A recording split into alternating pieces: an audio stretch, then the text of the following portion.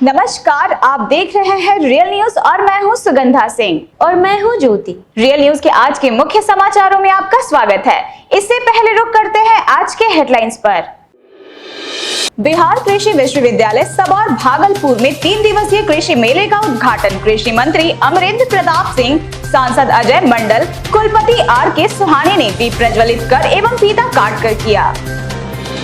भागलपुर में जदयू विधायक बीमा भारती का स्कॉर्पियो दिन दहाड़े जलकर हुआ आग के हवाले। भागलपुर की मायागंज में बिहार राज्य चिकित्सा एवं जन स्वास्थ्य कर्मचारी संघ द्वारा अपनी मांगों को लेकर दिया गया धरना। भागलपुर के सुल्तानगंज में सरस्वती पूजा विसर्जन के दौरान 2 पक्षों के बीच हुई हिंसक झड़प में एक की मौत, 4 घायल। भागलपुर शाखा के बिहार पेंशनर समाज द्वारा आयोजित की गई पेंशनर मिलन एवं सम्मान समारोह। भागलपुर एक्ट द्वारा मजदूरों की विभिन्न समस्याओं को लेकर किया गया धरना प्रदर्शन। तातारपुर थाना क्षेत्र अंतर्गत लाल कोठी निवासी युवक ने प्रेस कॉन्फ्रेंस कर पत्नी द्वारा लगाए गए सभी आरोपों को बताया निराधार। पत्नी ने लगाई थी एसएसपी से न्याय की गुहार। अब समाचार विस्तार से। भागलपुर के सबौर स्थित बिहार कृषि विश्वविद्यालय में 3 दिवसीय किसान मेला का आयोजन आज से शुरू हो गया है। 22 फरवरी तक चलने वाले किसान मेला का उद्घाटन बिहार सरकार के कृषि मंत्री अमरेंद्र प्रताप सिंह, सांसद अजय मंडल, बीएयू के कुलपति आर.के. सुहाने ने संयुक्त रूप से दीप प्रज्वलित कर किया। तकनीक आधारित खेतों के लिए युवाओं को प्रोत्साहित करने के उद्देश्य से आयोजित मेले में 160 से अधिक स्टॉल लगाए गए हैं। 3 दिवसीय मेले में तकनीकी तत्वों में कौशल विकास व्याख्यान, किसान वैज्ञानिक संवाद और कृषि उद्यमियों के लिए विशेष कार्यक्रम का आयोजन किया जाएगा। मेले में भागलपुर, नवगछिया, बांका, मुंगेर सहित आसपास के कई जिलों से आए किसानों के द्वारा नए नए तरह के औषधीय पेड़, फल, फूल, साग सब्जी के स्टॉल लगाए गए हैं। साथ ही कृषि को बढ़ावा देने को लेकर जिला कृषि विभाग के द्वारा नए नए कृषि तकनीक के स्टॉल भी लगाए गए हैं। कृषि मंत्री ने बारी बारी से सभी स्टॉलों एवं पशु मेले का भी निरीक्षण किया। इस दौरान कृषि मंत्री अमरेंद्र प्रताप सिंह ने कहा कि इस तरह के मेले से किसानों को बढ़ावा मिलेगा और इससे किसान काफी कुछ सीखेंगे। बिहार बाढ़ प्रभावित क्षेत्र है। आपदा प्रबंधन के लिए सरकार काम कर रही है और किसान भी आपदाओं से निपटना जानते हैं। कार्यक्रम के दौरान सांसद अजय मंडल, कुलपति आर.के. सुहाने, पीरपैती विधायक ललन पासवान, सुल्तानगंज विधायक ललित नारायण मंडल, बीएयू के मीडिया प्रभारी ईश्वर चंद्र सहित कई जिलों के किसान मौजूद थे। ये तो है, उद्देश्य तो यही है कि किसानों को बढ़ावा मिले। किसान यहाँ आके जो प्रदर्शन हुआ है उसको देख के, सुन के, समझ के अपने यहाँ जाएं और ये प्रयोग अपने यहाँ करें। जो बजट पेश किया गया सर, उसके बाद जो बिहार में भी रणनीति बनाई जा रही है बजट को लेकर किसानों के लिए। बिहार में जो कृषि नीति बनी है पहले से आप जानते हैं कि रोड मैप का ये 3रा हिस्सा अभी चल रहा है 2022 तक। इसमें 2022 तक किसानों की बिल्कुल पक्के तौर पर दुगनी आय करने का फैसला लिया गया और आप देख रहे हैं कि आय दुगनी नहीं 4 गुना भी हो रही है। 5 गुनी आय बढ़ रही है, 10 गुनी, 20 गुनी आय बढ़ रही है। उसका उदाहरण एग्जीबिशन में देखने को मिल रहा है। भागलपुर के जोगसर थाना क्षेत्र अंतर्गत कोयला घाट के समीप रुपौली विधायक बीमा भारती की खड़ी स्कॉर्पियो गाड़ी धू धू कर जल गई। दिन दहाड़े आगजनी की घटना से इलाके में सनसनी फैल गई और बड़ी संख्या में स्थानीय लोग मौके पर जमा हो गए। आगजनी की सूचना मिलते ही फायर ब्रिगेड की 2 गाड़ियां मौके पर पहुंची, लेकिन तब तक गाड़ी पूरी तरह से जलकर खाक हो चुकी थी। घटना के बाबत बीमा भारती के पुत्र राजा ने बताया कि वह एक शादी समारोह में शामिल होने के लिए भागलपुर आया हुआ था। इसी दौरान वह गाड़ी लगाकर तैयार होने गया। इसी बीच उसकी गाड़ी में आग लगने की जानकारी लोगों ने दी। वहीं पुलिस मौके पर पहुंचकर मामले की छानबीन में जुट गई है। समाचार लिखे जाने तक आग लगने के कारणों का पता नहीं चल पाया था। खड़ी थी, अचानक स्टीयरिंग में आग लग गया, जिसके कारण ड्राइवर बुझाना चाहा गमछी से, लेकिन नहीं बुझा और ज्यादा आग का लपट उड़ गया। उसके कारण गाड़ी में धूल होकर के जलने लगा। कैसे लगा था? अचानक लग गया।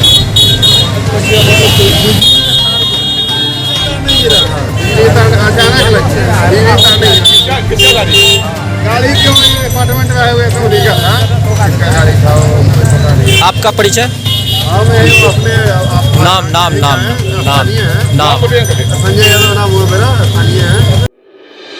भागलपुर के मायागंज में बिहार राज्य चिकित्सा एवं जन स्वास्थ्य कर्मचारी संघ द्वारा अपनी मांगों को लेकर धरना प्रदर्शन किया गया, जिसमें मायागंज के नर्स, आउटडोर कर्मी, संविदा कर्मी के साथ साथ महासंघ के प्रतिनिधि शामिल हुए। इस धरना के दौरान संघ द्वारा कई मांगों को रखा गया। कोविड-19 के दौरान सार्वजनिक अवकाश के दिनों में काम करने वाले कर्मी को अल्पाहार और भोजन मद की कुल राशि 350 रुपए प्रतिदिन के अनुसार देने की मांग करते हुए कर्मचारी महासंघ गोपगुट के जिला सचिव के नेतृत्व में अधीक्षक के कार्यालय में धरना दिया गया। मैट्रिक और नॉन मैट्रिक योग्यताधारी कर्मी को 7वें वेतन भुगतान में समकक्ष मानते हुए वेतन निर्धारण की मांग हुई।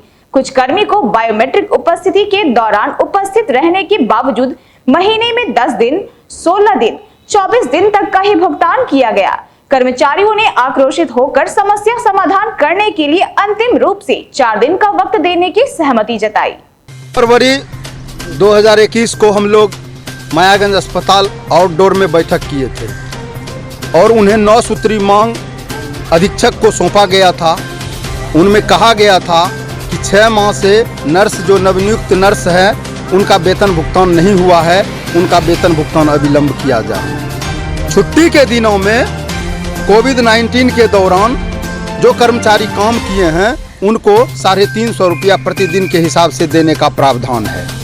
उस वेतन को देने के लिए मांग किए थे और कार्यालय के द्वारा कहा गया था कि आपको भुगतान कर देंगे। 19 तारीख का समय दिए थे, उनके द्वारा भुगतान नहीं किया गया। भागलपुर के सुल्तानगंज थाना क्षेत्र में सरस्वती पूजा मूर्ति विसर्जन के दौरान 2 पक्ष आपस में भिड़ गए। देखते ही देखते मूर्ति विसर्जन शोभा यात्रा हिंसक झड़प में तब्दील हो गई और झड़प में एक व्यक्ति की मौत हो गई और 4 घायल हो गए। घायलों में 2 की हालत नाजुक बताई जा रही है। घटना के बाबत बताया जा रहा है कि देर शाम सुल्तानगंज थाना क्षेत्र के मिरहट्टी गांव में मूर्ति विसर्जन के दौरान डीजे में नाचने को लेकर हुए विवाद में 2 पक्षों में लाठी डंडे व ईंट पत्थर से जमकर मारपीट हुई। घटना में मिरहट्टी गांव में रहने वाले एक पक्ष के 23 वर्षीय सुधीर मंडल की मौत हो गई है।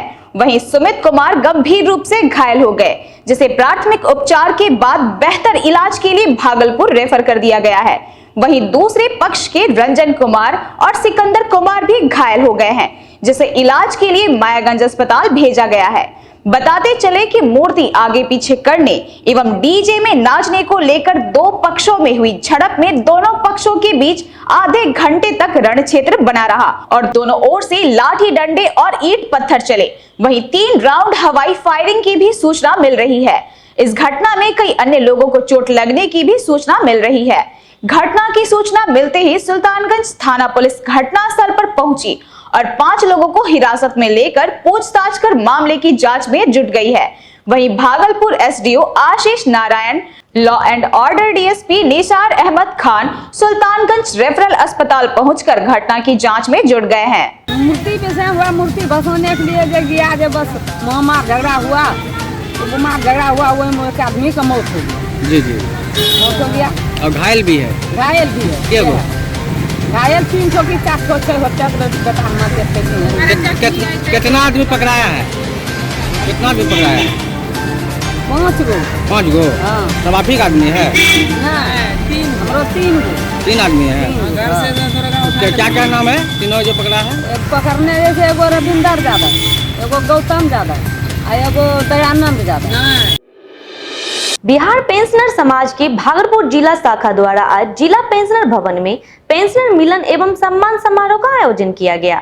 इस दौरान बिहार पेंशनर समाज के सभापति प्रदीप कुमार सिंह ने कहा कि इस बैठक का मुख्य उद्देश्य है निदेशक परिषद बिहार के लिए एक प्रतिनिधि का चयन होगा जो मॉनिटरिंग कमेटी का सदस्य होगा तथा सदस्यता अभियान भी चलाई जाएगी। इस बैठक के दौरान बिहार पेंशनर समाज की सभी मांगों पर भी विचार किया गया।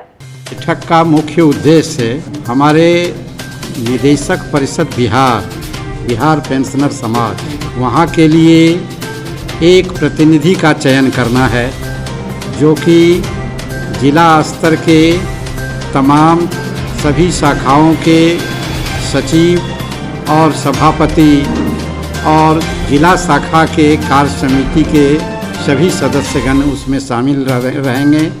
जो मॉनिटरिंग कमेटी कहलाती है और इसी मॉनिटरिंग कमेटी में से किसी एक का चयन जिला प्रतिनिधि के रूप में, जो कि निदेशक परिषद बिहार पेंशनर समाज के सदस्य होंगे।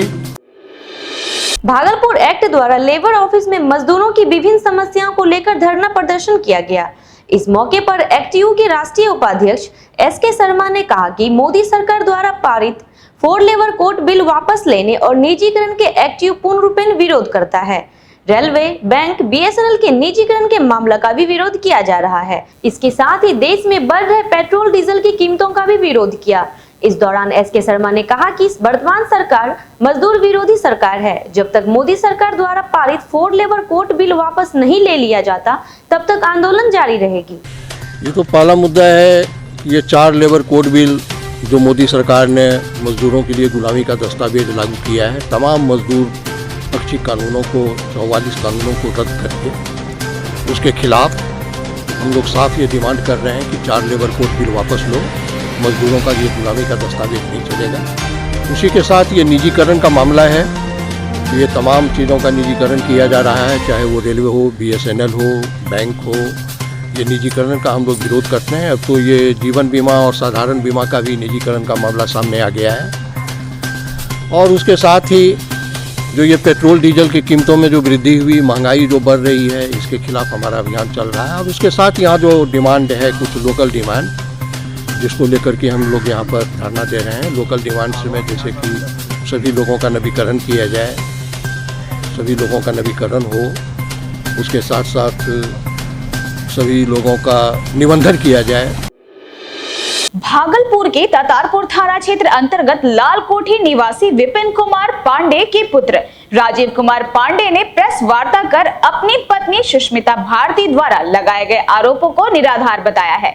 बताते चले कि कुछ दिन पहले सुष्मिता ने एसएसपी से न्याय की गुहार लगाई थी, जिसमें वह अपने पति और सास पर जिंदा जलाने और प्रताड़ित करने का आरोप लगाया था। हालांकि राजीव कुमार पांडे ने अपनी पत्नी से विवाद की बात स्वीकारते हुए कहा कि उसकी पत्नी के द्वारा कई वर्षों से लाल कोठी स्थित घर को उसके नाम करने का दबाव डाला जा रहा था, जिसको लेकर कोर्ट में तलाक की अर्जी भी दे दी गई थी। राजीव कुमार पांडे ने बताया कि उसने खुद आग लगने से अपनी पत्नी को बचाया था, जबकि फिर भी उसकी पत्नी उस पर आग लगाने का आरोप लगा रही है।